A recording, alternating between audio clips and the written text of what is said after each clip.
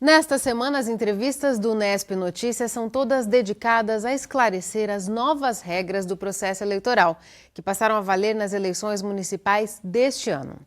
E quem está nos acompanhando ao longo desses dias é o presidente da Comissão de Direito Eleitoral e de Fiscalização das Atividades do Poder Público da OAB Bauru, o advogado Conrado Segala.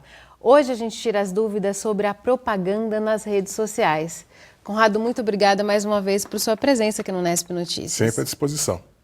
Neste ano, as redes sociais vão ser a principal trincheira dos candidatos, principalmente por causa dessas restrições de gastos nas campanhas? Sim, eu não tenho a menor sombra de dúvidas que estas eleições serão as eleições das redes sociais. E elas serão motivadas por dois fatores. O primeiro é a limitação de despesas. Então, restringiu muito a capacidade dos candidatos gastarem dinheiro com outras ações físicas e o tempo de campanha, que é muito curto. Hoje a população está altamente conectada à internet.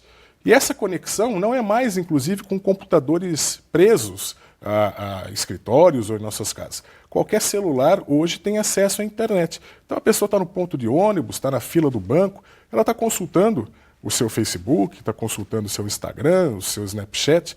Então eu não tenho a menor sombra de dúvidas que essas eleições serão as eleições digitais. E a propaganda na internet, ela segue o mesmo limite, só começa na mesma data em que está liberada a propaganda em qualquer mídia. Exatamente. As redes sociais são uma forma de propaganda como qualquer outra, jornal, panfleto, rádio, TV. Portanto, elas estão obrigatoriamente vinculadas ao prazo do dia 16.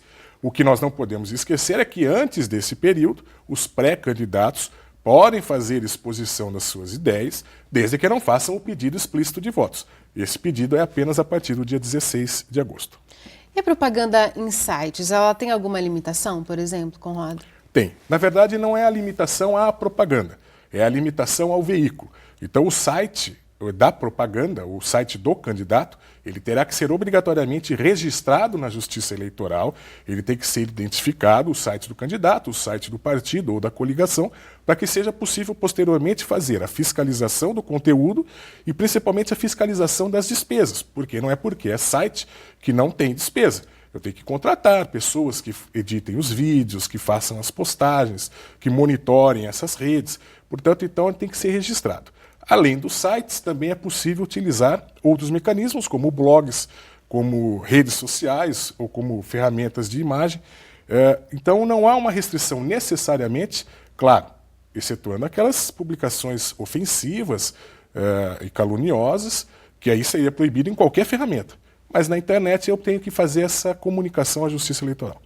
E a propaganda paga do candidato em outros sites que não os dele, isso é possível, é permitido? Então, o candidato não pode fazer propaganda paga nem no site dele. O que eu não tenho o custo é o da realização do próprio site. Esse é um custo. Eu não posso pagar para publicar ou para divulgar informações. Eu, inclusive, tenho pessoalmente uma opinião divergente em relação à Justiça Eleitoral nas pré-candidaturas. A lei eleitoral é muito clara em dizer que é proibida a publicação, o impulsionamento de propaganda na internet durante a campanha. Antes da campanha, eu não teria restrição aos olhos da lei, mas a Justiça Eleitoral entendeu por unificar todo esse entendimento. Então, não é possível fazer impulsionamento de postagens sob a alegação de que haveria um desequilíbrio nas condições de igualdade e uma prevalência de domínio econômico na campanha. Falar um pouquinho sobre as redes sociais especificamente. O que um candidato pode falar na rede social? Ele pode fazer campanha livremente? Ele pode acusar outro candidato por ser uma página pessoal? Ele tem essa liberdade? A lei eleitoral estabelece uma série de restrições a assuntos que podem ser abordados durante uma campanha eleitoral. E vale tanto para a mídia impressa quanto para a mídia digital. Mas, por exemplo, eu não posso fazer apologia à violência. Eu não posso fazer apologia à insurgência social. Eu não posso... Então, um partido que defenda, por exemplo, aquelas movimentações coletivas, populares, não pode incentivar que os seus eleitores invadam determinado prédio para protestar contra uma situação de corrupção, ou que isso é um absurdo, que eles vão tomar o governo e vão criar uma revolução. Isso não é possível em qualquer mídia. Não pode ter propaganda que incentive a guerra, não pode ter propaganda ofensiva, que não significa que eu não possa apontar as deficiências e as falhas do meu adversário.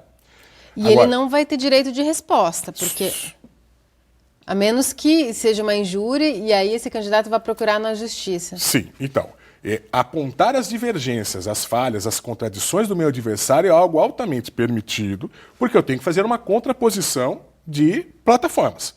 Agora, eu não posso usar estas diferenças como forma de ataque. Se houver apenas e tão somente a exposição desses pontos de vistas diversos, não gera direito de resposta. Qualquer publicação que ultrapasse essa linha, essa tênue linha entre a exposição de divergência para a ofensa, ela gerará direito de resposta no mesmo veículo, e a lei prevê que ela poderá ser publicada até o dobro do tempo do período em que a anterior ficou exposta. Para a gente concluir esse tema hoje, Conrado, em relação aos eleitores, eles também devem ficar mais atentos com o que eles publicam em relação aos candidatos nas suas próprias redes sociais? As pessoas têm liberdade de expressão, mas elas vão ser mais monitoradas, elas podem ser acionadas na justiça por um candidato, conforme aquilo que ela acusar? Então, Laís, esse é um ponto importantíssimo que você está adotando, porque a internet, as redes sociais, criou a falsa impressão de que era uma terra sem lei, de que era uma terra de impunidade porque eu estaria escondido pelo anonimato. Então eu falaria, através de um pseudônimo ou de uma página fake, eu poderia falar o que eu bem entendesse e isto nada aconteceria. Hoje é perfeitamente possível identificar a origem de qualquer postagem pelo ID. Então, pelo IP. Eu posso, então, achar quem fez esta postagem. Se esta postagem foi ofensiva, então eu posso gerar indenizações morais na esfera civil, eu posso gerar responsabilidades criminais por crime de calúnia, de injúria, de difamação, eu posso gerar direitos de resposta, eu posso gerar, se isto partiu de um candidato, até a sua inelegibilidade, a sua impugnação da sua candidatura, e não é porque eu não sou candidato ou porque eu não estou vinculado a alguém que eu posso simplesmente sair atacando. Eu tenho meu direito de expressão, a minha liberdade para opinar a favor ou contra qualquer candidato, mas isso não me dá o direito de ofendê-lo ou de denegrir a sua imagem. Tá certo. Por hoje é só. Muito obrigada, Conrado. E amanhã a gente volta para falar sobre o que é válido durante a campanha eleitoral nas ruas. Mais uma vez, obrigada por sua presença. Eu que agradeço. O Nesp Notícias de hoje fica por aqui. A gente volta a se encontrar amanhã às 7 da noite, ao vivo. Tchau!